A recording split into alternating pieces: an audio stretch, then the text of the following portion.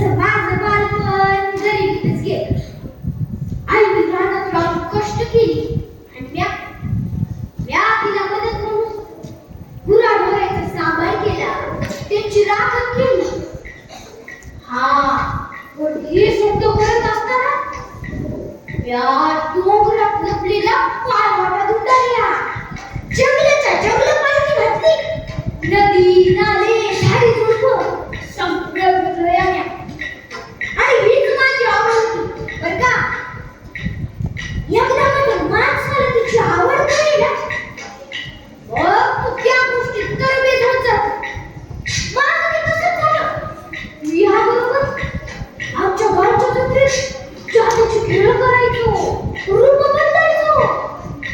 आणि गड्या हो, एकदा काय झालं, मला हे सगळं करताना छत्रपती शिवाजी राजाच्या पावलाला बघितलं की.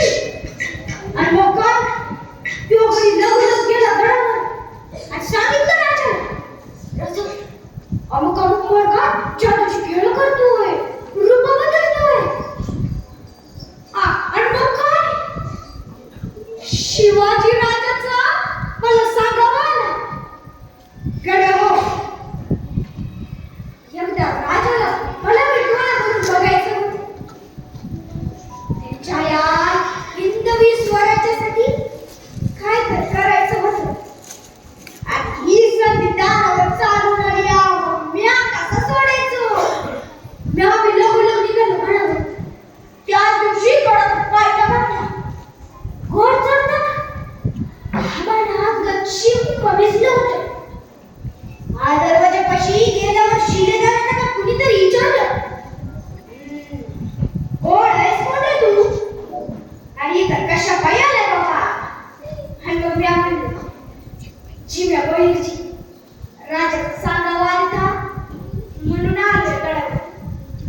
आणि मग काय, त्यानं मला धरलं आणि थेट राजाच्या समोरच उभा केलं की. तसं तर गडे हो, माझ्या मी काळजात धडधड भूच लागलो. पण या मागं नाही हटलो. 2 पावलं पुढे गेलो. तितक्यात राजा मला मागं वळून म्हणाले, तुम्ही बहिर्जी ना, आम्ही ऐकून आहोत तुमच्याबद्दल. मग म्या म्हणालो, होय महाराज, म्या बहिर्जी. तितक्यात राजा मला म्हणाले, तुम्ही आमच्या या राज्य मोहिमेत सामील होण्यासाठी आलाय ना. म्या म्हणालो, जी जी महाराज.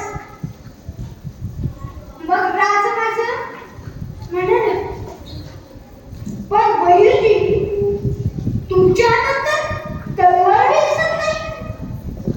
बघ कसं करणार तुम्ही कैवारशी युद्ध आणि या हिंदवी स्वराज्याचं रक्षण.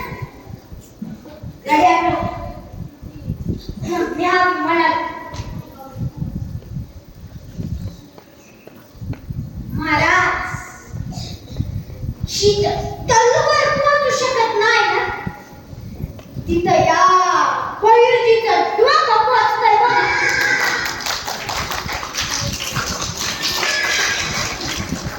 आणि मग काय, माझ्या डोळ्याचा विश्वास बघून आणि माझी कर्तव्य बघून राजाने मला त्या क्षणी गुप्तहेर खात्याचा प्रमुख म्हणून निवडला.